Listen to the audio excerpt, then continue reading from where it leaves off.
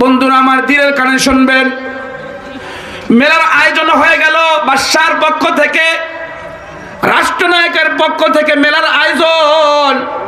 এত বড় মেলা, যে মেলায় শুধু মূর্তি প্রদর্শনী দেওয়া হবে। কোন মূর্তির কাছে কিভাবে ভক্তি করা হয়, কোন মূর্তির কাছে কিভাবে চাইয়া আমাদের শান্তি সুখ নিশ্চিত করা হয়, নাউজুবিল্লাহ, এমন করে মূর্তির প্রদর্শনী চলতেছিল। যুবকদের ভিতরে ভিতরে সাড়া দিয়েছিল, আজকে আমরা কোনো না কোনো ভাবেই হইলে মূর্তির অবমাননা করব, আমার ভিতরে যে তৌহিদ আছে এটা স্বীকার করব, আমার ভিতরে যে ঈমান আছে এটা প্রকাশ করব, আমার ভিতরে মালিকের দরবারে সবচেয়ে বড় চাওয়া পাওয়া একমাত্র মালিক হলো আল্লাহ, একমাত্র আমাদের খালেক হলো আল্লাহ। কোনো মূর্তির কাছে মাথা নত করব না, কোনো মূর্তির কাছে চাইতে যাব না, কোনো মূর্তির কাছে আমরা প্রণাম করব না, এ শপথ গ্রহণ করেছি। আজকে মেলায় যাব তো মেলাকে এড়ায়া চলবো, সরকারকে এড়ায়া চলবো। যদি গ্রেফতার হয় লা ফরওয়া, যদি ফাঁসি দেয় কোনো ফরওয়া নাই। যে আল্লাহর স্লোগান দিব ওই আল্লাহই আমাদেরকে হেফাজত করবে।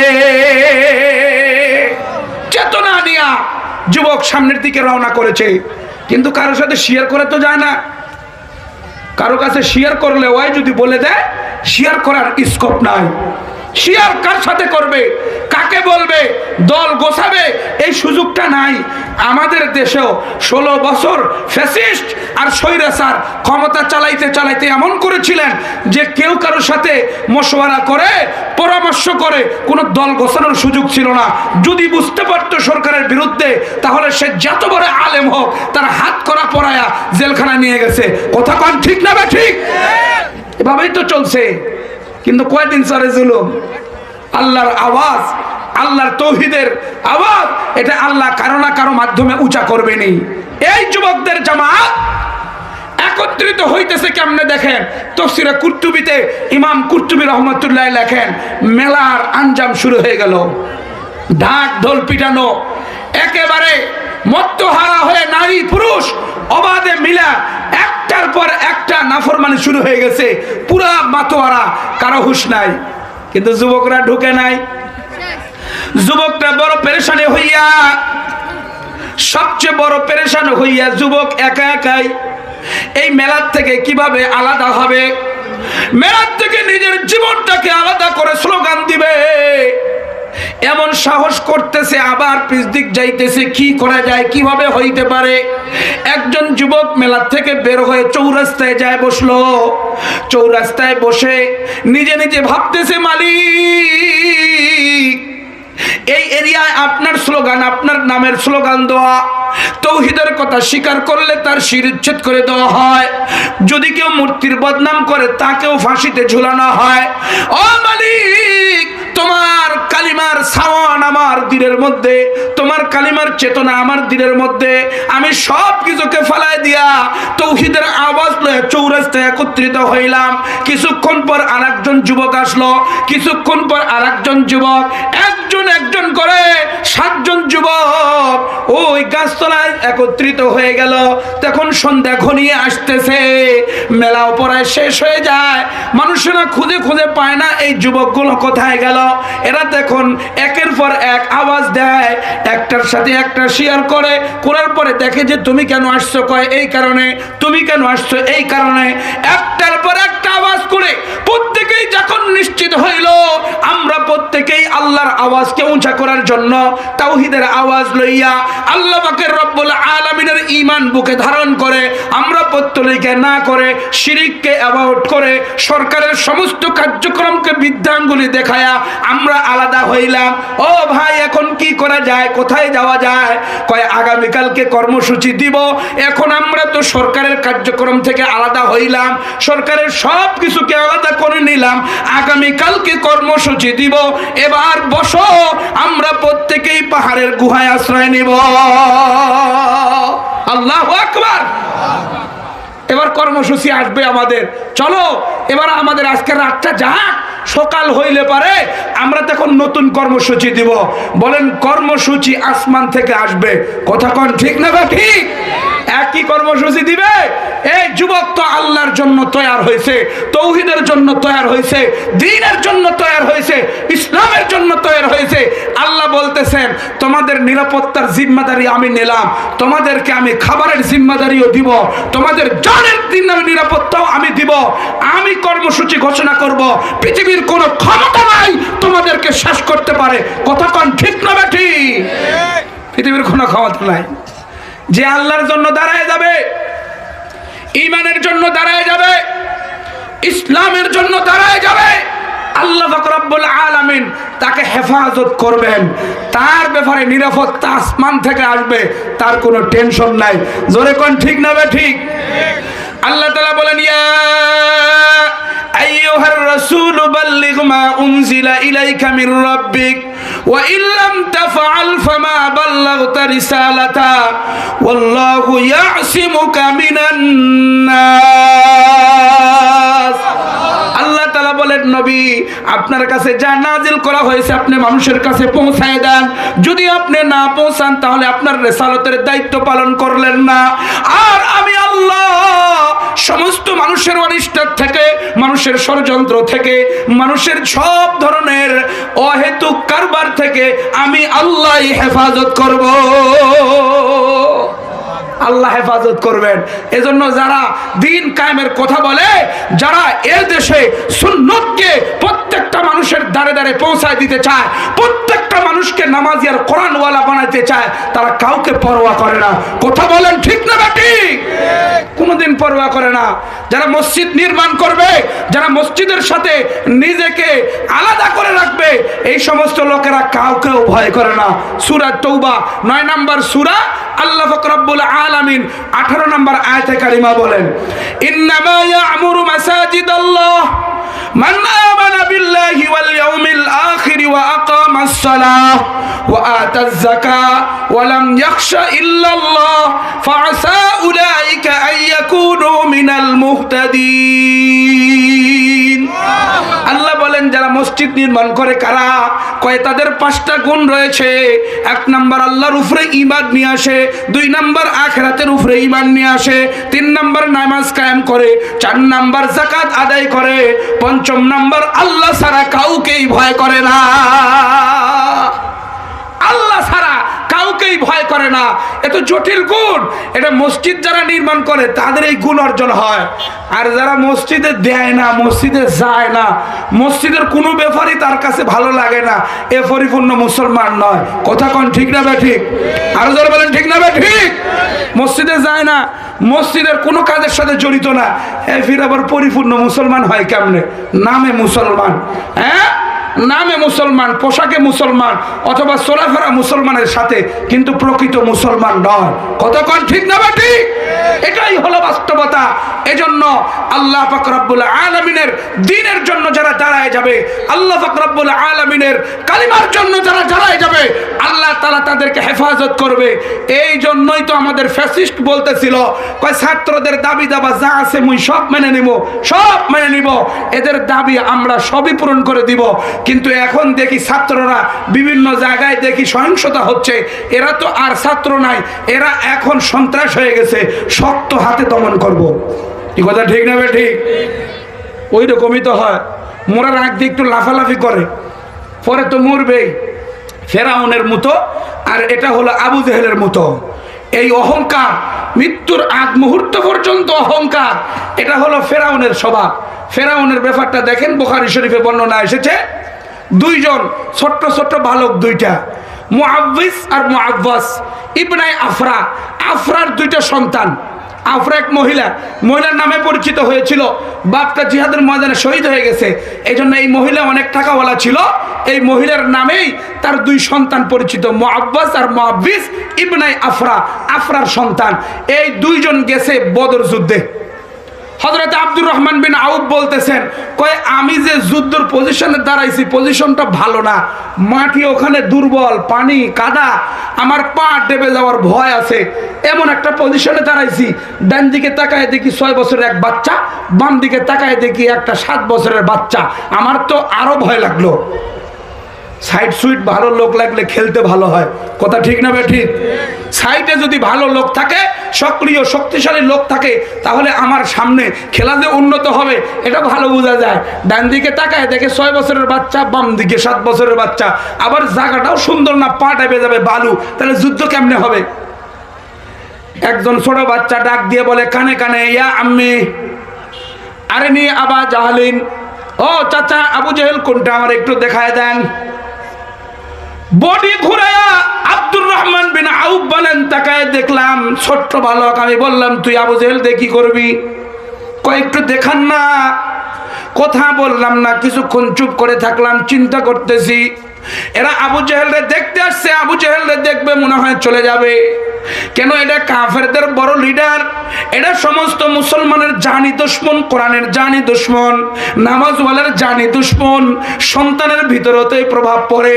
এই সন্তান দেখতে আসছে, বাম দিকের সন্তানও আমার কানে কানে বলে, ইয়া আম্মি আরিনি আবা জাহলিন, আমাকে দেখায় দাও চাচা আবু জেহেল কোনটা। এক পর্যায়ে আমি চিন্তা করলাম দেখায় দিই। বাচ্চাদের সব তারা দেখে মনে চলে যাবে। দুইজনের হাতে খেজুরের একটা করে ঠাল আছে, আর কিছুই নাই। আমি যখন ইশারা করলাম, ওই যে কাফেরের ওই যে বড় এরিয়া, সামনে বিরাট বড় ঘোড়া, মাথা অনেক বড় উঁচু, মুকুট পরা, ওই ব্যক্তিটা হলো আবু জেহেল। শুধু দেখা দিতে দেরি, বাজ পাখির মতো ছুটতে দেরি হয় নাই। আল্লাহু আকবার! দৌড়ায় ছুটলো। আমি তখন কি করব? আমিও পিছে পিছে ছুটলাম। তাকায় দেখতেছি দৌড়ায় যাইয়া এমন করে খেজুর গাছের ঠাল তো বাঁকা করা, ওটা দিয়া পুরা গোড়ার সাথে লাগা আবু জেহেল রে গোড়ার থেকে নামায় ফেলছে। দুই ভাই মিলে পিঠা আদা মোড়া করে ফেলেছে। হযরতে আব্দুল্লাহ ইবনে মাসউদ রাদিয়াল্লাহু তাআলা আনহু গেছেন, যাইয়া গুগের উপরে উঠে কল্লা কাটার চিন্তা ভাবনা করতেছেন, কল্লা কাটবেন। আবু জেহেল ওই সময় কয়, তুই কেনা রে? কয়, আমি আব্দুল্লাহ ইবনে মাসউদ। কয়, গোলামের ফুত গোলাম আসছে আমার কল্লা কাটতে, ভালো একজন কেউ আসলো না। আসলে তোমাকে বলে দেই, তুমি আমার কল্লাটাকে ঘাড় থেকে কাটবা, যেন আমার কল্লা বড় দেখা যায়। চলে যাইতেছে, অহংকার কমে নাই। আবু জেহেলের সিস্টেম, অহংকার কমে নাই। এ মারাই যাইতেছে, বুকের উপরে উঠে গেছে আব্দুল্লাহ ইবনে Masud.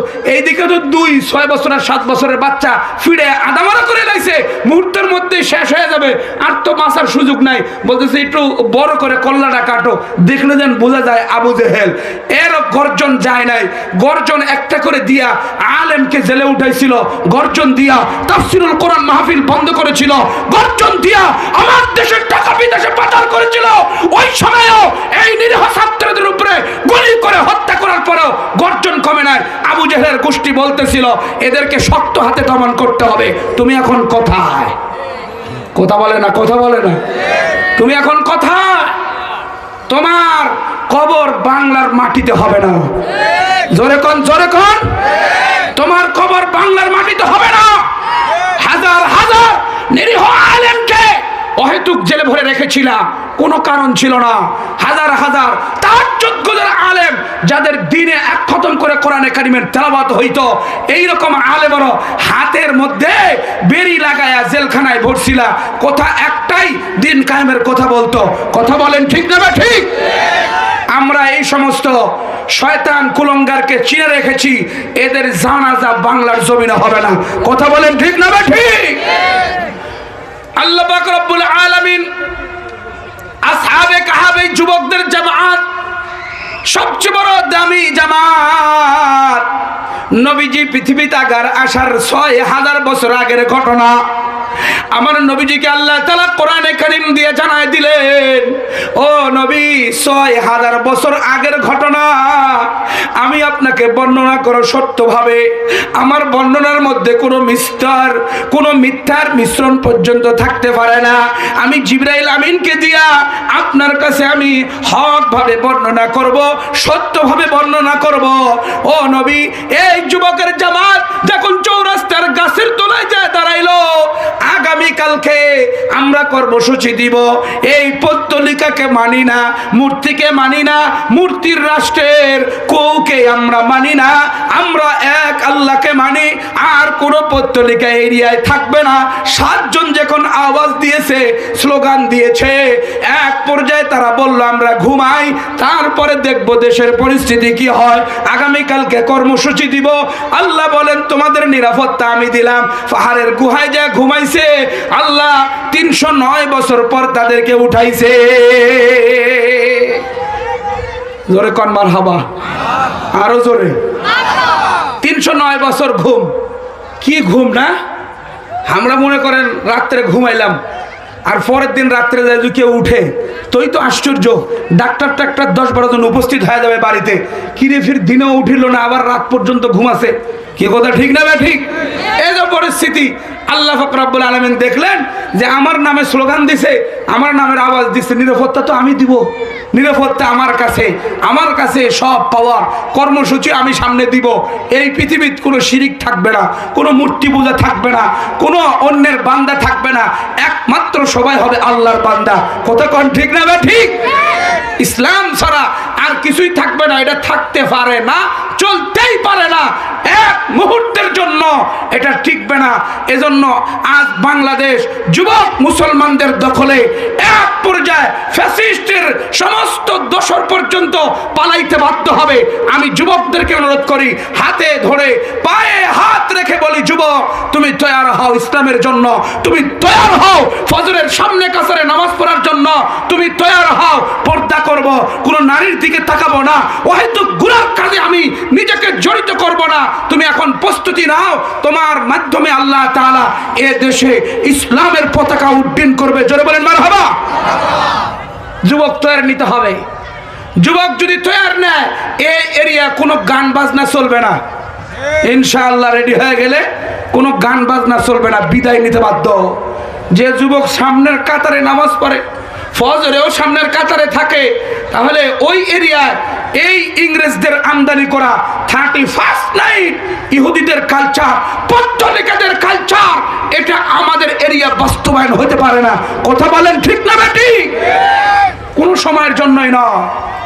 31st night, happy new year, Bangla নববর্ষ, ইংরেজি নববর্ষ, এই যে এই কথাগুলো আমরা শুনতেছি, এগুলো কোনো বুড়ারা পালন করে? বলেন কোনো বুড়া পালন করে? কোনো বুড়া এগুলো করে না। পয়লা বৈশাখে কি হয়, এগুলো কোনো বুড়ারা পালন করে না, এগুলো যুবক। যুবক যদি আজকে এই গুনাহ থেকে আলাদা হয়, এই যুবক যদি আওয়াজ তুলে যে একটা বছর আমার জীবন থেকে চলে গেল, 2024 আবার 25 শুরু হইতেছে, এটা করনেওয়ালাকে জোরে করে বলেন, এটাই পরিবর্তন করনেওয়ালাকে জোরে করে বলেন, আরো জোরে আওয়াজ দেন, কে করনেওয়ালা? আল্লাহ পাক রব্বুল আলামিন করনেওয়ালা। তাহলে প্রশংসা হবে আল্লাহর। আল্লাহ পাক রব্বুল আলামিনের কুদরতি কদমে সেজদা হবে, আল্লাহ তাআলার কাছে আমাদের চাওয়া পাওয়া হবে, এছাড়া অন্য কারো কাছে আমরা চাইতে রাজি না। কথা কোন ঠিক না বে ঠিক? এটাই আমাদের জীবনে যদি বাস্তবায়ন করে, এই যুবকরা যদি আজকে তৈরি হয়, তাহলে আমাদের সমাজে কোনো গান বাজনা, কোনো বেহায়াফোনা, কোনো বেলিল্লাফোনা, কোনো রকমের সরকার, কোনো রকমের ইসলাম বিরোধী কার্যক্রম ওই এরিয়ায় চলতে পারে না। কথা কোন ঠিক না বে ঠিক? কোনো সময়ের জন্য না। এজন্য যুবক আপনাকে আমি অনুরোধ করি, আসহাবে কাহাফের সেই আদর্শে আপনাকে উত্তীর্ণ হইতে হবে। আসহাবে কাহাফের আদর্শে আপনাকে উত্তীর্ণ হইতে হবে যে আমরা শিরিককে না করব, বেদাতকে না করব, ইসলাম বিদ্বেষী সমস্ত কার্যক্রমকে না করব। ইনশাআল্লাহ, ইনশাআল্লাহ এই যুবকের মাধ্যমে ওই এরিয়ায় ইসলাম কায়েম হতে বাধ্য। জোরে বলেন ঠিক না বেটি? আল্লাহ পাক রব্বুল আলামিন এই যুবকদের অনেক গুনার বর্ণনা আল্লাহ তাআলা কোরআনে কারীমের জায়গায় জায়গায় তুলে ধরেছেন। আল্লাহ পাক রব্বুল আলামিন এদের আলোচনা করতে যাইয়া, এরা যখন গুহায় আশ্রয় নিল, এদের ঘুমটা কেমন ছিল, কেমনে করে 309 বছর ঘুমাইছেন, এই ঘুমের বর্ণনা দিতে যায় আল্লাহ পাক রব্বুল আলামিন বলেন, ওয়া তাহসাবুহুম আইকাযান ওয়া হুম রুকুদ ওয়া নুকাল্লিবুহুম যাতাল ইয়ামিনি ওয়া যাতাশ শিমাল। মানুষেরা যখন গুহায় যাইতো খোঁজ করার জন্য, যে এমন একটা মেলা হইল, 7টা যুবক আমরা খুঁজে পাই না, 7টা যুবক মেলাতে হারায় গেছে। এই মূর্তির মেলা পত্তলিকের মেলার থেকে 60টা যুবক হারায় গেছে, পাই না। ও বন্ধু, দিলের কানে শুনবেন, একজন ব্যক্তির একটা যুবককে গড়াইতে কতদিন বাপ মার টেনশন আর খরচ। এই পরিমাণ পরিশ্রমের পরে একটা যুবক তৈরি হয়। একজন ব্যক্তির যদি টাকবগা যুবক হারায় যায়, বাপ মা কত ব্যথিত হবে। 60টা যুবক হারায় গেছে, খোঁজাখুঁজি শুরু হয়ে গেছে, কোথায় পাওয়া যাবে, এই যুবক কোথায় গেল। পাহাড়ের এরিয়ায় খোঁজা শুরু করেছে। পাহাড়ের এরিয়ায় যখন গেছে, পাহাড়ের গুহার মধ্যে গেছে, তাকায় দেখে যে কিছু লোক ওখানে শুয়ে আছে, কিন্তু তাকায় তাকায় আছে। আল্লাহ তাআলা এমন করে ঘুম দিয়েছিলেন, তারা যখন ঘুমায় আছে কিন্তু চোখ বন্ধ করে নাই, চোখ বড় বড়। তোরে কোন সুবহানাল্লাহ, চোখ বড় বড় করে ঘুমাইতেছে, চোখ তাকায় আছে। আমরা চোখ তাকাইতে ঘুমাই না, চোখ বন্ধ করে, চোখ বন্ধ করে ঘুমাই। আল্লাহ তাআলা বলেন, ওয়া তাহসাবুহুম আইকাযা ওয়া হুম রুকুদ, যারা দেখতে যাবে মনে করবে জাগ্রত, কিন্তু অথচ ঘুমান্ত। এমন ঘুম। আল্লাহ বলেন, ওয়া নুকাল্লিবুহুম যাতাল ইয়ামিনি ওয়া যাতাশ শিমাল, কিছুক্ষণ ডান কাতে ঘুরাই, কিছুক্ষণ বাম কাতে ঘুরাই। যেমন করে মানুষ ঘুরাইতে, ঘুমের মধ্যে মানুষ ঘুমের বিপরীত হইয়া ডান কাত হয়, বাম কাত হয়, এমন করে তাদেরকেও আমি পাশ উল্টায় দেই। এক পর্যায়ে এই ঘুম দীর্ঘ সময় পর্যন্ত চলল। আল্লাহ বলেন, ওয়া কালবুহুম বাসিতুন দিরাইহি বিল ওয়াসিদ, তার ঘরের ওই গুহার মুখের সামনে একটা কুকুরকে আমি বসায় রাখলাম। যখন মানুষরা আসছে দেখার জন্য, দেখে যে একটা কুকুরও বসে পাহারা দিচ্ছে। ওই সময়কার নিয়ম ছিল বন্ধু, মানুষ যখন বড় লোক হইতো, টাকাওয়ালা হইতো, পাওয়ারওয়ালা হইতো, তাদের সামনে কুকুর থাকতো। তো এই গুহায় যেহেতু বসে বসে গল্প করতেছে, না শুনে শুনে বিশ্রাম নিচ্ছে, বোঝা যায় সাধারণ কোনো লোক নয়। কেন? তাদের বাড়ির সামনে রয়েছে কুকুর। ঘুরে চলে গেছে, কিছু বলে না, ঘুরে চলে গেছে। দেখতেছে এরা ঘুমায় রয়েছে, আর কুকুর দেখে সামনে পাহারা দেয়। তো এই লোকগুলো তো প্রভাবশালী লোক, বাদশা হবে, না হয় মন্ত্রী টন্ত্রী হবে। তো আমরা এই জায়গায় যাইয়া আবার কে কি যে কয়, ঘুরে চলে আসি, কিছু বলার ক্ষমতা রাখে না। আল্লাহ পাক রব্বুল আলামিন বলেন, লাওয়ালিত্তাবা'তা আলাইহিম লাওয়াল্লাইতা মিনহুম ফিরারা ওয়া লামুলিতা মিনহুম রু'বা। কেউ যদি উকি মেরে গুহার মধ্যে দেখে, আতঙ্ক আর ত্রাস তৈরি হয়ে যায়। উকি মারছে, কয়জন ঘুমাইছে, কে কে ঘুমাইছে একটু দেখি না। উকি মেরে যদি দেখতে চায়, আল্লাহ তাআলা ভিতরে আতঙ্ক আর ত্রাস তৈরি করে দেয়। তখন তারা ভাগতে ভাগতে এরিয়া ত্যাগ করে চলে যায়। সুবহানাল্লাহ। মুফাসসিরিনে কেরাম তাফসীরের কিতাবে লিখেছে, যে কোনো যুবক ইসলামের চেতনা লইয়া, ইমানের চেতনা লইয়া, তৌহিদের চেতনা লইয়া সামনের দিকে যখন আগাবে, আল্লাহ তাআলা ওই যুবকের নামের মধ্যে, কথার মধ্যে, চেহারার মধ্যে আতঙ্ক দিয়ে দিবে। বাতিল শক্তি আসলে কথা বলার ক্ষমতা রাখে না, বাতিল আসলে তার সাথে টকরাও করার ক্ষমতা রাখে না। আসহাবে কাহফের মেজাজে উত্তীর্ণ হওয়ার জন্য যুবক, আমি তোমাকে বিশেষ আহ্বান জানাচ্ছি। আল্লাহ এই ঘটনা শুধু কান সুখ করার জন্য দেয় নাই। আসহাবে কাহফ ওই 7 জন যুবক পুত্তলিকের বিরোধিতা করেছিল, শিরকের বিরোধিতা করেছিল, আল্লাহর কালিমাকে উঁচা করার আওয়াজ নিয়ে নামছিল। তুমিও আজকে যুবক নামো, আসহাবে কাহফের মর্যাদা আল্লাহ তোমাকে দিয়ে দিবে ইনশাআল্লাহ। ইনশাআল্লাহ আল্লাহ তোমাকে ওই রকম মর্যাদা দিয়ে তোমাকে উত্তীর্ণ করবে। কোন ফ্যাসিস্ট আর কোন জালেম, কোন দেশের মাল চুরি করে বিদেশে পাচার করে, কোন লম্পট খুনি তোমাকে কোন মামলাতে জড়াইতে পারবে না। কথা কোন ঠিক না বেটি?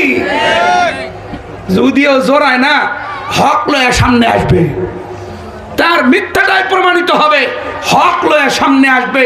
যেই সমস্ত আলেমদেরকে জেলখানায় ভরছিল অহেতুক, তাদের কোনো দোষ আছে? কথা কোন ঠিক না ঠিক? কোনো দোষ খুঁজে পাইছে? এ পর্যন্ত পায় নাই, কিচ্ছুই প্রমাণ করতে পারে নাই। শেষ পর্যন্ত এই আলেমে দিন, তারা কোরআনের জন্য কথা বলে, দিন কায়েমের জন্য কথা বলে, দিন আমাদের প্রত্যেকের দ্বারে দ্বারে চলে আসে, এজন্য কথা বলেছিল। এটা ফ্যাসিস্টের সেই ক্ষমতার জন্য বাধা হয়েছিল, এজন্যই জেলখানায় ভরছিল। কথা কোন ঠিক না ঠিক? আল্লাহ তাআলা আমাদের এরিয়ায় আমাদের যুবকের মাধ্যমে নামাজ কায়েম করবেন ইনশাআল্লাহ। আমাদের এই যুবকের মাধ্যমে প্রত্যেকটা দিনের কাজকে আমাদের এই এরিয়ায় কায়েম করবেন। জোরে বলেন আমিন। আরো জোরে দেখেন কি আমিন কয় না, আরো জোরে আমিন বলেন, আরো জোরে আমিন। ইনশাআল্লাহ এই যুবকের মাধ্যমে এই এরিয়া ইসলাম কায়েম করা সহজ। কথা কোন ঠিক না ঠিক? এই যুবকদের আল্লাহ পাক রব্বুল আলামিন আরো কিছু কাহিনী তুলে ধরতেছেন। এনারা যে গুহায় ঘুমাইছেন 309 বছর, বলেন কতদিন? 309 বছর এরা ঘুমাইলো। এখন ঘুম থেকে উঠছে, জায়গা পাইছে, জায়গা পাইয়া একজন আর একজনের দিক তাকাইতেছে। কি হয়েছে ভাই? খিদে লাগছে, কিছু খাইবি না? আচ্ছা খাইবি পরে। আমরা যে ঘুমাইলাম, কতক্ষণ ঘুমাইলাম? কতক্ষণ ঘুমাইছিস? আল্লাহ তাআলা বলেন وَكَذَلِكَ بَعَثْنَاهُمْ لِيَتَسَاءَلُوا بَيْنَهُمْ قَالَ قَائِلٌ مِّنْهُمْ كَمْ لَبِثْتُمْ قَالُوا لَبِثْنَا يَوْمًا أَوْ بَعْضَ يَوْمٍ। কতদিন পর্যন্ত আমরা ঘুমাইলাম বলো? বলে এই তো গতকালকে ঘুমাইলাম, আজকে উঠলাম। কয় না, তা হইতে পারে না। কয় তুমি বলো। এমন একজন করে প্রত্যেকেরই একতলাফার মতনক্য চলতেছিল, কেউ সঠিক বলতে পারে না। কিন্তু তো ঈমানওয়ালা আমলওয়ালা তৌহিদের আওয়াজ নিয়ে ঘুমাইছে গুহায়, ঈমানের চেতনা লইয়া গুহায় এসে ঘুমাইছে। আল্লাহ পাক রব্বুল আলামিন তাদের কথা তুলে ধরেন। ক্বালু, সবাই তখন বলল, রব্বুকুম আ'লামু বিমা লাবিসতুম, রব্বুকুম আ'লামু বিমা লাবিসতুম। আমাদের মাওলাই ভালো জানেন আমরা কতদিন ঘুমাইছিলাম। আল্লাহু আকবার। আরো জোরে বলেন আল্লাহু আকবার। আল্লাহ ভালো জানেন আমরা কতদিন ঘুমাইছিলাম। আল্লাহ তাআলা এই স্বীকারোক্তি যখন প্রত্যেকেই দিল, আমার মাওলার রহমতের জোশ এসে গেল।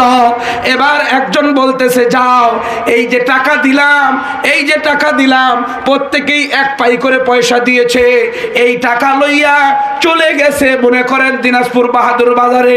বাজারে যায় বলছে, ভাই রুটি আছে? কয় হ্যাঁ আছে। রোলেক্সে গেছে, দিলশাদে গেছে, রুটি আছে? কয় হ্যাঁ আছে। আমরা 7 জন লোক, 7 করে 14টা রুটি দেন। 14টা রুটি দিয়েছে। এখন টাকা দিতে গেছে ক্যাশে, টাকা উল্টাইতেছে, বারবার করে উল্টাইতেছে, উল্টায় শেষ পর্যন্ত কয়, ভাই বাড়ি আপনার? কয় এখানে। বাড়ি তো এখানে। কয় এইখানে বাড়ি? এই টাকা ফির কোনটি পেলেন তোমরা? বুঝতেছেন দিনাজপুরের ভাষা? এই টাকা ফির তোমরা কোনটি পেলেন? কয় কেন? আমার তানি তো ছিল, আমাদের কাছেই তো ছিল এই টাকা। আরো কয়েকজনকে আশেপাশ থেকে ডাকছে, দেখে বলে, কি রে, এই টাকা তো 300 বছরের আগের। সুবহানাল্লাহ, ধরে কোন সুবহানাল্লাহ। 300 বছরের আগের টাকা আপনি 300 বছর পর নিয়ে আসলেন। কই ছিলেন? কই ঘুমাইছিলাম, সকালবেলা উঠে তো রুটি কিনতে আসলাম। আপনি উল্টা পাল্টা বকেন, গাঁজা খাইছেন? আমরা তো কেউ গাঁজা খাই না ভাই। আপনার কি কোনো সমস্যা? আপনার কোনো সমস্যা? কয় না কোনো, আমি তো ঘুমাইছি, আমরা শ্রমিক মানুষ, আমরা পাহাড়ে ঘুমাইছিলাম, ওখান থেকে উঠে আসলাম টাকা নিতে। আর এখন বলতেছেন 300 বছর আগের মেয়ে গাঁজা খাইছেন আপনি? কি করা যায়? লোকজন জমায়েত হয়ে গেছে, একটার পর একটা লোক এসে দেখতেছে লোকটা কেনা।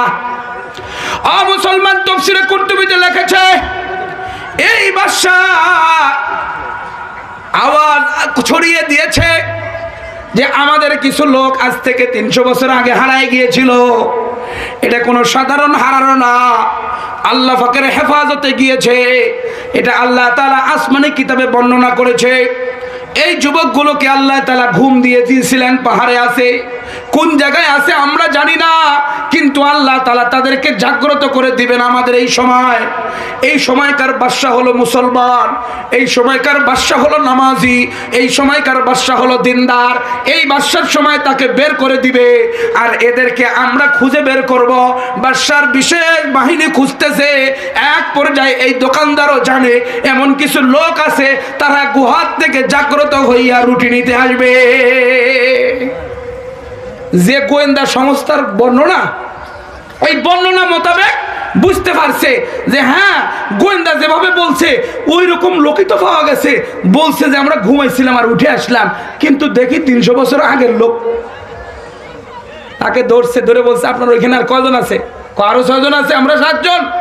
7 জনকে ওখান থেকে নিয়ে আসছে। কুকুরটাকেও নিয়ে আসছে, বাদশার দরবারে উপস্থিত করছে যে আপনারা যে ঘুমাইছিলেন, কবে ঘুমাইছিলেন? কয় কালকেই তো ঘুমাইছিলেন। সুবহানাল্লাহ। বাদশা হিসাব করে দেখে এ পর্যন্ত 6 জন বাদশা মরে কবরে চলে গেছে, এটা 7 নাম্বার বাদশা। এই বাদশা মুসলমান। আর এই সমস্ত যুবকের কাহিনী আল্লাহ পাক রব্বুল আলামিন কোরআনে A to Z তুলে ধরেছেন। বলেন আল্লাহু আকবার। আল্লাহ পাক রব্বুল আলামিনের একটাই তুলে ধরার পিছনে কারণ যে তৌহিদ, ইসলাম, ঈমান। তৌহিদ, ইসলাম, ঈমান লয়া এখনো যে সমস্ত যুবক জাগরণ তৈরি করবে, বিপ্লব তৈরি করবে, ওদেরকে হেফাজত করবেন কে? জোরে করে বলেন, আরো জোরে বলেন কে? আল্লাহ তাআলা ওদেরকে হেফাজত করবেন। যদি তাদেরকে 309 বছর ঘুম দিতে হয়, আল্লাহ ঘুম দিয়েও নিরাপত্তা দিবেন। যদি পাহাড়ের কোণে রাখতে হয়, তারপরেও আল্লাহ ওদেরকে নিরাপত্তা দিবেন। এটাই হলো বাস্তবতা। আমি যুবককে আবার উজ্জীবিত হওয়ার জন্য বিশেষ অনুরোধ করতেছি, তুমি ইসলামের ঝান্ডা লয়া, ঈমানের ঝান্ডা লয়া, নামাজের ঝান্ডা লয়া সামনের দিকে আগাও যুবক, তোমাকে কেউ ঠেকাবার নাই। কথা কোন ঠিক না বেঠি? এই যুবক সামনে আগাইলে নিঃসন্দেহে সমাজে, এলাকায় দ্বীন কায়েম করতে বাধ্য হবে। জোরে বলেন আল্লাহু আকবার।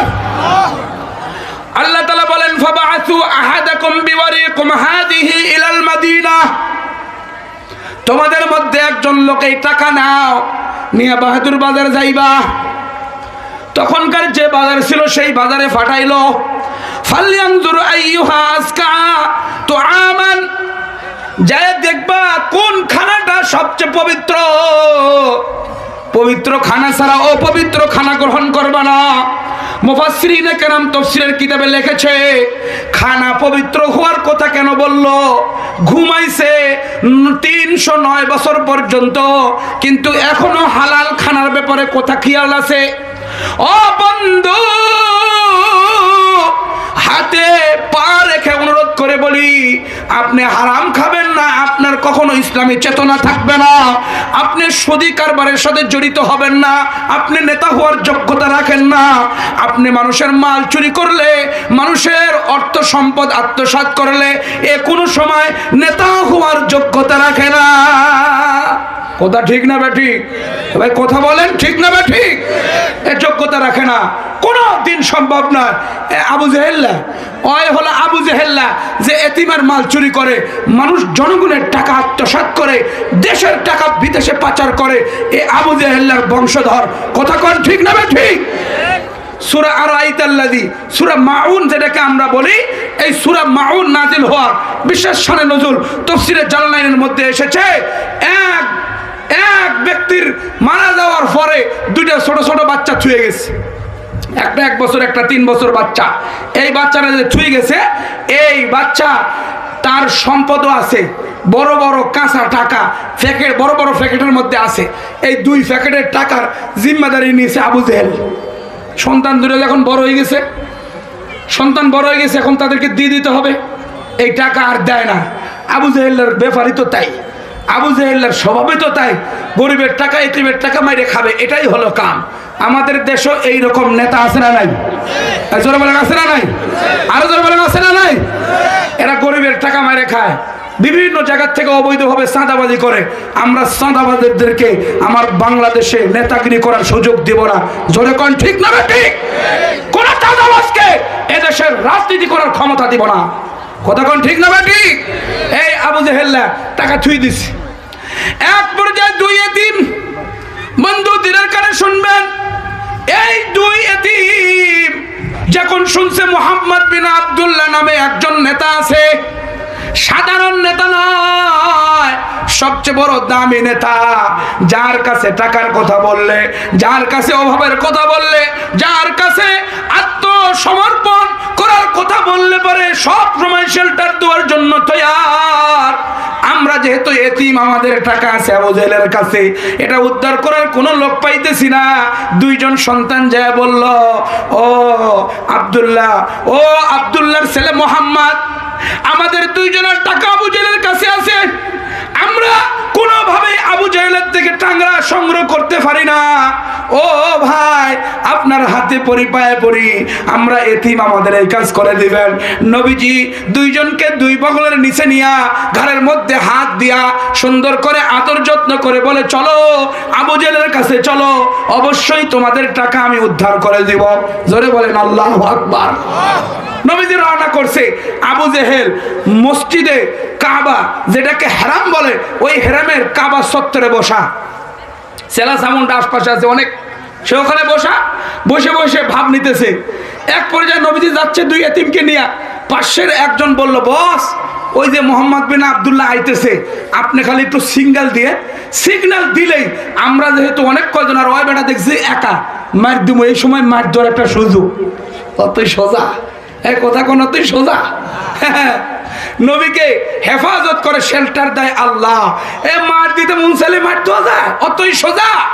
আবু জেহেলের ছেলেরা বলল, বস খালি একটু ইশারা দিবেন, আসলে পারে একদম তাবা করে দিব, এটাই সোজা, ওর সাথে তো আর কেউ নাই, তার কার্যক্রম এমন ভাবে চলতেছে আমরা কেউ টিকতেই পারতেছি না।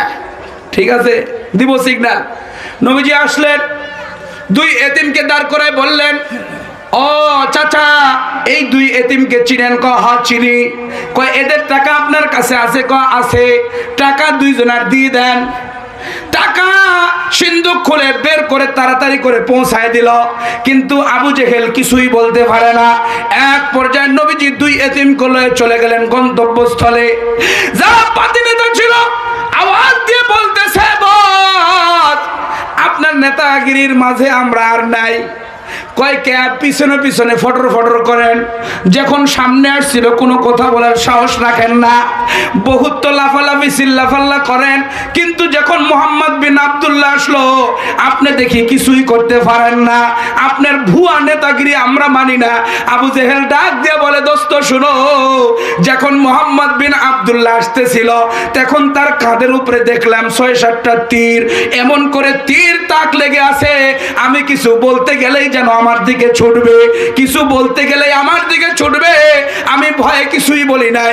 এ যাবৎ পর্যন্ত আমার শরীরে হাত দিয়ে দেখ, আমার শরীর এখনো কাঁপতেছে।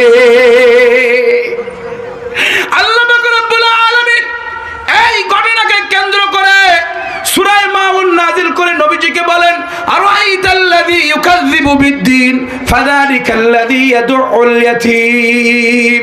ও নবী, আপনি কি দেখছেন ওই সমস্ত লোকদেরকে যারা আখিরাতকে অস্বীকার করে, এতিমদেরকে ধাক্কা দিয়ে বের করে দেয়, এতিমের মাল লুণ্ঠন করে খায়, এরা হলো আবু জেহেল। আর আমার এই জমিনে যারা এতিমের মাল খাবে, গরিবের মাল খাবে, দেশের টাকা বিদেশে পাচার করবে, জমি ঠেলাঠেলি করে জবরদখল করে নিয়ে নেয়, বিল্ডিং জবরদখল করে নিয়ে নেয়, এরা প্রত্যেকেই আবু জেহেলের বংশধর। কথা কোন ঠিক না বেটি? যে বাড়ি ভাঙ্গিয়া শহরের এমপির তাবা করে দিছে না 5 তারিখের আগে, এখন শুনি ওটা বলে হের জায়গাই না। এতদিন কার জায়গা ছিল এটা? এগুলো আবু জেহেলের, সেই আবু জেহেলের স্বভাবে উত্তীর্ণ হওয়া আবু জেহেল মার্কা নেতা। কথা কোন ঠিক না বেটি? আর দেখি তার বাড়ি না, অন্য একজন লোক বলছে আমার এটা। তাহলে এতদিন মানুষেরটা দখল করে নিয়ে তুমি এমপিগিরি করেছিল, মিয়া হুইপগিরি মারাইছিলা, এতদিন জনগণের জায়গা চুরি করে নিয়া তোমার হুইপগিরিকে আমরা এটা দেখাই। কথা কোন ঠিক না বেটি? আগামীতে আমরা প্রত্যেক নেতাকে আমরা দুরস্ত করে দিতে চাই। আপনি ইসলামের পথে আসেন, কোরআনের ছায়াতলে আসেন, এই সমস্ত মানুষের অধিকার নিশ্চিত করার জন্য, সমস্ত গরিবের অধিকার নিশ্চিত করার জন্য, ভালো করে নেতাগিরি করার জন্য আপনি শপথ গ্রহণ করেন। তাছাড়া বাংলাদেশের এই যুবক, স্কুল কলেজ ভার্সিটির যুবক যারা ইসলামের মেজাজ নিয়ে উত্তীর্ণ, ইসলামের আখলাক নিয়ে উত্তীর্ণ, কোন যুবক তোমাকে নেতাগিরি করতে দেবে না। কথা কোন ঠিক না বেঠি? এই যুবকরা এখনো মনে নেই আছে, প্রত্যেকটা স্কুল কলেজ ভার্সিটি ইউনিভার্সিটি, প্রত্যেকটা বড় বড় ইউনিভার্সিটিতে এই যুবক আছে যাদেরকে আমরা আসহাবে কাহাফের মেজাজে উত্তীর্ণ করার জন্য আমরা উদারত আহ্বান জানাবো যে আসহাবে কাহাফের যে আখলাক, যে চরিত্র ছিল, সেই চরিত্র নিয়ে সামনের দিকে আগাও। কি বলতেছে? এই টাকা নিয়ে যাও রুটি কিনতে, কিন্তু দেখো রুটি হালাল কি হারাম দেখে তারপরে কিনবা। খাদ্য খাদ্য হালাল না হারাম এটা দেখে তারপরে কিনবা, হারামটা কখনো কিনবা না। বহুত গুরুত্বপূর্ণ কথা। আল্লাহ বলেন ফালিয়াতিকুম বিরিজকিম মিনহু ওয়ালিয়াতালাত্তাফু ওয়ালা ইউশইরান্না বিকুম আহাদা।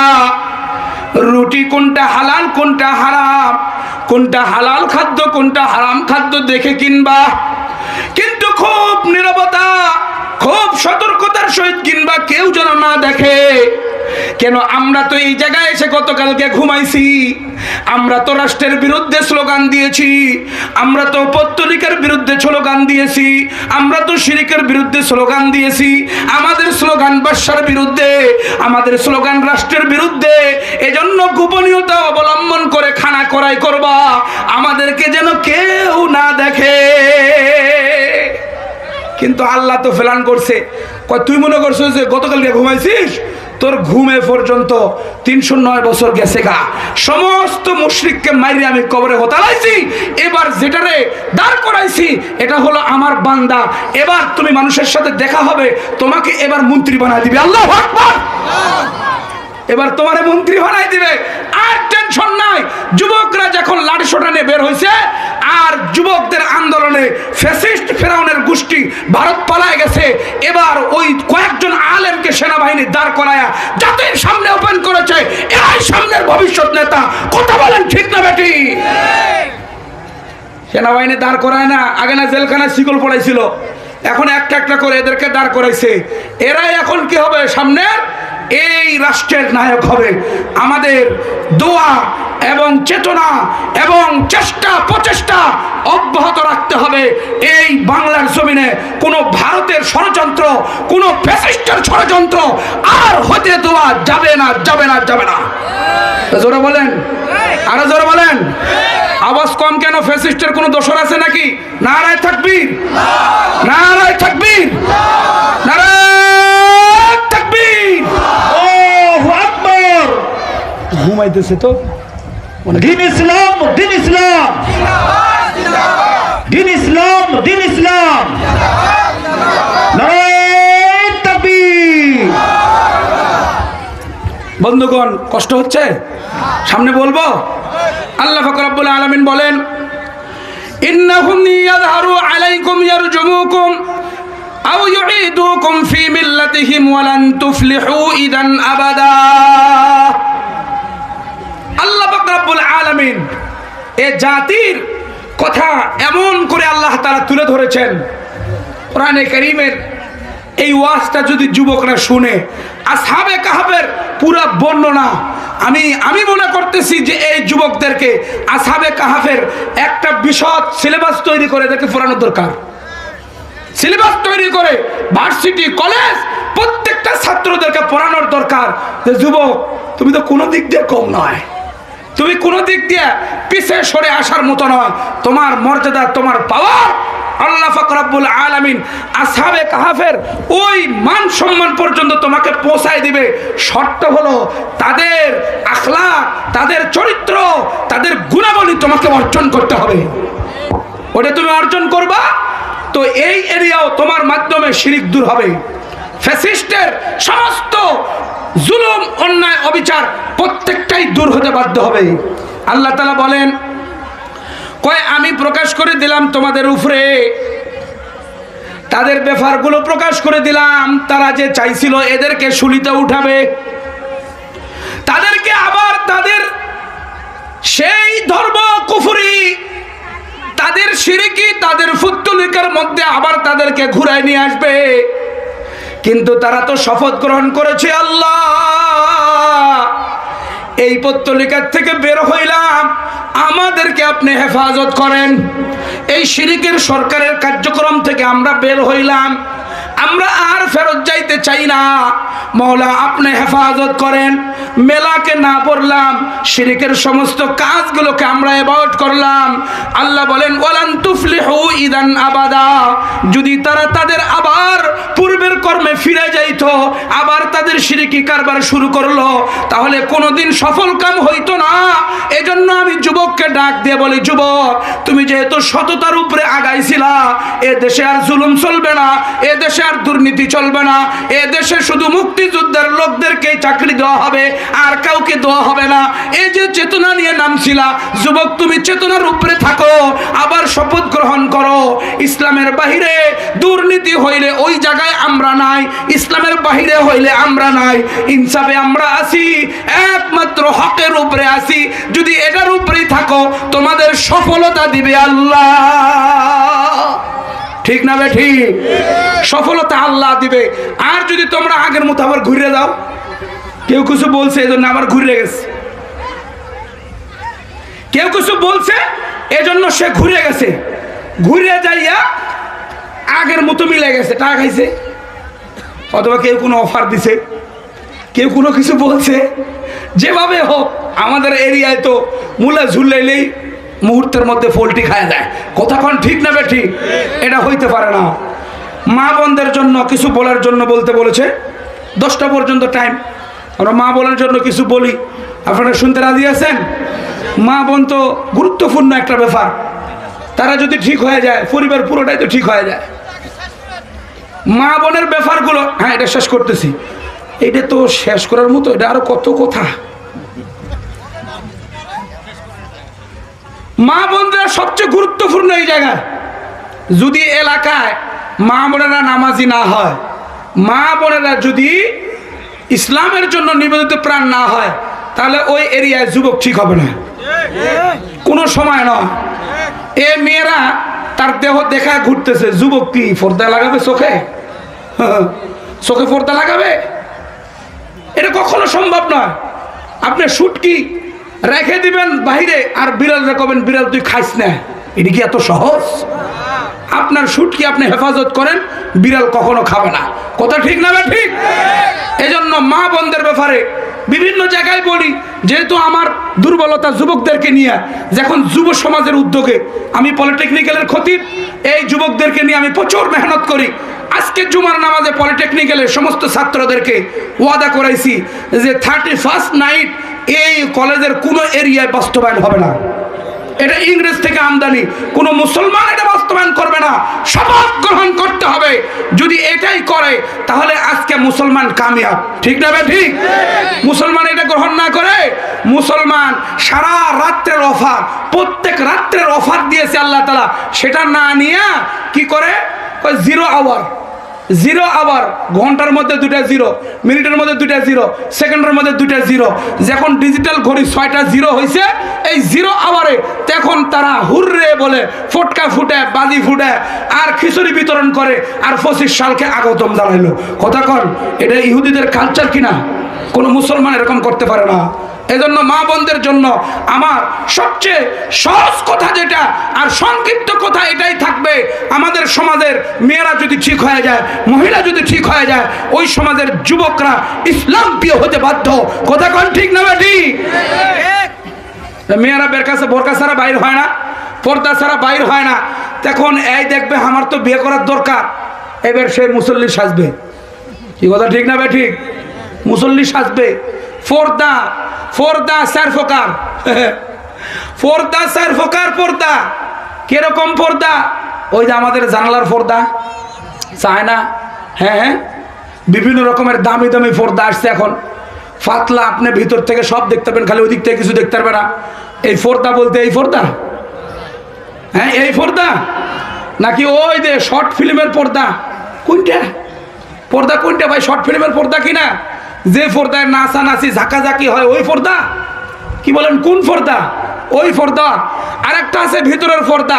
আরে ভণ্ড ফিরেরা বলে, কি বলে, ওই মনের পর্দা, বড় পর্দা, বাইরের পর্দা উঠাও রে, আছে না নাই? বাইরের পর্দা উঠালাম, এইরকমও পর্দা আছে। এই 3টা পর্দায় বাতিল, তিনটা পর্দার সাথে ইসলামের কোনো সম্পর্ক নাই। যে পর্দার মাধ্যমে মুসলমানের নারীরা সতীত্ব সংরক্ষণ করে, নিজের সতীত্বকে হেফাজত করে, যেটা কোরআন হাদিসে বর্ণনা রয়েছে। সূরা আহজাবের 31-32 নম্বর আয়াতে কারিমা আল্লাহ স্পষ্ট বলেছেন, সেই পর্দা হলো ফরজ, নামাজের মতো, যাকাতের মতো, হজের মতো, রোজার মতো ফরজ। যদি কেউ এটাকে অস্বীকার করে সে কাফের। জোরে কোন ঠিক না বেটি? প্রত্যেকটা শরীয়তের বিধানের ব্যাপারে তিনটা স্তর রয়েছে। করে মানে করে, আরেকটা হলো মানে করে না, আরেকটা হলো মানেও না, করেও না, অস্বীকার করে। এই তিন স্তর প্রত্যেকটা শরীয়তের বিধানের মধ্যে আছে।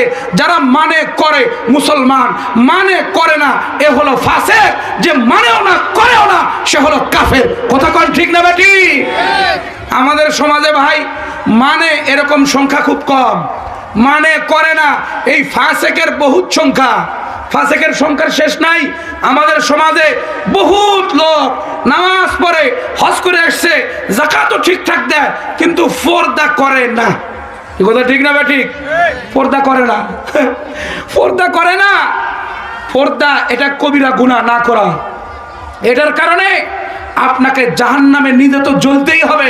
আপনার স্বামীরও নিয়ে যাবেন, আপনার ছেলেকেও নিয়ে যাবেন, আপনার বাপেরও নিয়ে যাবেন, আপনার বড় ভাইকেও নিয়ে যাবেন, এমনি ভাবে আপনার দাদাকেও নিয়ে যাবেন। একটা নারী বেপরদা হলে 5টা পুরুষকে জাহান্নামে নেবে। বলেন নাউজুবিল্লাহ। সবচেয়ে বড় ভয়ানক ব্যাপার এই ভয়ানক ব্যাপার আমাদের সমাজে প্রত্যেকটা এরিয়া কিছুই মনে করা হয় না। আরেকটা ভয়ানক ব্যাপার গুনাহকে গুণে মনে না করা। এমনি তো গুনাহ, কেউ যদি গুনাহকে গুনাহ না মনে করে তাহলে সবচেয়ে ভয়ঙ্কর ব্যাপার এটা। এটার কারণে আপনার জিন্দেগি জাহান্নামে পরিণত হয়ে যাবে। কেন আপনি গুনাহকে গুনাহই মনে করলেন না? নাউজুবিল্লাহ। এটা সবচেয়ে বড় ভয়ঙ্কর। আর আমাদের সমাজে এটাই চলতেছে। কয় এটা আমার পুত্র হয়, আমার আত্মীয়, এটা আমার দেবর হয়, তার সাথে আমি ফিরিত করতেই পারি, গল্প করতেই পারি। নাউজুবিল্লাহ। নবীজি হাদিসে বলেছেন সবচেয়ে বড় একজন নারীর জন্য ভয়ঙ্কর হলো তার দেবর। এর কারণে আমল নষ্ট হয়ে যায়, পর্দা নষ্ট হয়ে গেল, মানে জেনা শুরু হইল। চোখের জেনা হলো দৃষ্টি দেওয়া, হাতের জেনা হলো স্পর্শ করা, পায়ের জেনা হলো হেঁটে হেঁটে যায় নারীর সাথে গল্প করা। একটার পর একটা যখন গুনার কার্যক্রম চালু হয়ে যায়, এরপরে আপনার লজ্জাস্থান এটাকে সাপোর্ট করে, অনেক সময় সাপোর্ট করে না। জেনা তো আগের থেকেই শুরু হয়ে যায়। একটার পর একটা জেনা যখন চলতেই থাকে, ওই পরিবারে, ওই সমাজে কোনোদিন হকপন্থী জবান থেকে সত্য কথা বলে মানুষকে ইসলামের দিকে আহ্বান করবে এমন লোক আর তৈরি হয় না। সমস্ত নেতা যারা স্বৈরাচার ছিল এ পর্যন্ত পৃথিবীর ইতিহাস সাক্ষী, যারাই অতিবাহিত হয়েছে তারাই চরিত্রের সমস্যা ছিল। কথা কোন ঠিক না বেঠিক? ফেরাউনের তো কিচ্ছুই ছিল না। ফেরাউনের উস্কো নেই হ্যাঁ, ফেরাউনের উস্কোই ছিল না। এটা তো আরো সমস্যা। যারা যত বড় স্বৈরাচার, যত বড় জালেম, তাদের জন্য আল্লাহ তাআলা যৌন ক্ষমতা হারায় দেন। কেন? ও জায়গায় যায় উড়ুস পুরুষ করলে তো হারায় যাবেই। এই জন্য একজন হকপন্থী ব্যক্তি, সত্য কথা, বলিষ্ঠ কণ্ঠস্বর যার হবে, সে কোনোদিনের জন্য কোন নারীর সাথে অবাধে কথাবার্তা, মেলামেশা, গল্প গুজব কোনোদিন করতে পারে না। হযরত ওমরের মতো এইরকম চ্যাম্পিয়ন লোক আর দুই একটা খুঁজে পাওয়া মুশকিল। কথা কোন ঠিক না ঠিক? নবীজির হাতে গড়া হযরত ওমর ইবনুল খাত্তাব রাদিয়াল্লাহু তাআলা, উনি অনেক কিছু চাইছেন, কোরআন অমন করে এসে গেছে। এই জন্য এটাকে বলা হয় মেজাজে ওহী। হযরত ওমরের নাম কি? মেজাজে ওহী। ওহীর মেজাজ, ওহীর যেরকম চাওয়া পাওয়া এইরকম ওনার মেজাজ ছিল। হযরত ওমর ইবনুল খাত্তাবের রায় মোতাবেক কোরআনে 23টা আয়াত নাজিল হয়েছে। উনি যা চাইছেন কোরআনও তাই চাইছে। আল্লাহু আকবার। তা হযরত ওমর ইবনুল খাত্তাব চাচ্ছিলেন যে এখন পর্দার আয়াত নাজিল হোক, আমার নবীর বিবির সাথে মানুষেরা এসে গল্প করে, কথা বলে, এটা আমি মেনে নিতে পারি না। নবী যেমন সম্মানিত, নবীর স্ত্রীও সম্মানিত।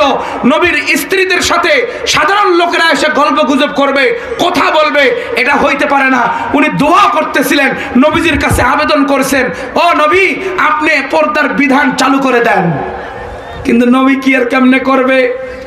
ওমা ইয়ান্তিকু আনিল হাওয়া ইন হুয়া ইল্লা ওয়াহয়ু ইউহা ওয়া মা ইয়ানতিকু আনিল হাওয়া ইন হুয়া ইল্লা ওয়াহয়ু ইউহা।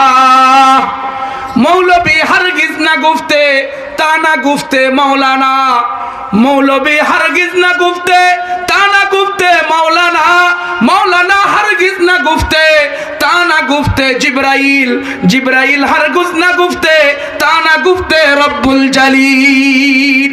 ও বন্ধু, আমার নবী তো কোনো কথা বলে না যতক্ষণ জিবরাইল আমিন কথা না বলে। যখন জিবরাইল আমিন কথা বলে মানে আমার আল্লাহ কথা বলে। নবীজি চেষ্টা করতেছেন কিভাবে আল্লাহর বিধান আসবে। নবীজিও দোয়া করেন। হযরতে ওমরের প্রস্তাব মোতাবেক দোয়া শুরু করলো। হযরতে ওমর বলেন, আমি যদি চেষ্টা না চালাই হবে না। একদিন তাহাজ্জুদের আগে হযরতে ওমর ইবনুল খাত্তাব রাদিয়াল্লাহু তাআলা বাইর হইছে। হযরতে নবী করিম সাল্লাল্লাহু আলাইহি সাল্লামের স্ত্রীদের মধ্যে একজন স্ত্রী হলো সাউদা বিনতে জামআ রাদিয়াল্লাহু তাআলা। বিরাট বড় ফিটনেস বডি, অনেক বড় উঁচা চেহারা, আরব সুন্দরী একজন নারী ছিলেন। হযরতে ওমর ডাক দিয়ে বলেন, ইয়া সাউদা, তোমাকে আমি চিনা ফেলাইছি। এমন বলে যখন ডাক দিয়েছে, উনি শরম পায়া লজ্জা পায়া তাড়াতাড়ি বাড়ির মধ্যে ঢুকে গেছে। নবীজিকে যা বলছে, ইয়া রাসূলুল্লাহ, কোন যেন পুরুষ আমার নাম ধরে ডাক দিল রাস্তায়, এটা আমার লজ্জার ব্যাপার। পর্দা যদি নাজিল হইতো ভালো হয়। প্রত্যেকের আকাঙ্ক্ষা আল্লাহ পুরা করে পর্দার আয়াত নাজিল করে দিলে। হযরত ওমর বলিষ্ঠ কণ্ঠস্বর, যে তার আওয়াজে শয়তান থরথর করে কাঁপতো। তিরমিজির হাদিসে আসছে, যে দিক দিয়ে ওমর ইবনুল খাত্তাব যাইতো 40 দিন আর শয়তান আইতো না। কথা কোন ঠিক না বেটি? ওমর ইবনুল খাত্তাবের মেজাজ ওই রকম।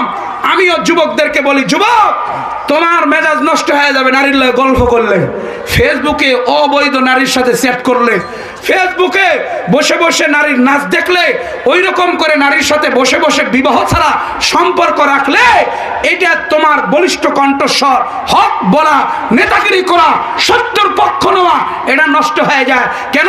সে অবৈধভাবে চলে। কথা বলেন ঠিক না বেটি? এই জন্য আমি আমার মাদেরকে, পর্দার আড়ালে আমার বোনদেরকে আমি অনুরোধ করব যে আপনারা একটু ইসলামকে মেনটেন করে চলেন, ইসলামকে মেনে, পর্দা মেনে আপনারা চলেন। এদেশের যুবক এরা হলো ফ্যাসিস্ট থেকে তাড়ানেওয়ালা এক সৈনিক। এদেশের যুবক এক জালেমকে হটানেওয়ালা এক সৈনিক। এদেরকে আপনি আর নষ্ট করিয়েন না। এই জন্য আপনারা ইসলামের দিক নির্দেশনা মেলে চলেন, এটা আপনার জান্নাতে যাওয়ার জন্য সহজ। ক্বালান নবী সাল্লাল্লাহু আলাইহি ওয়াসাল্লাম, المرأة إذا صلت خمسها وصامت شهرها وأطاعت بعلها وأحسنت فرجها فلتدخل من أي أبواب الجنة شاءت।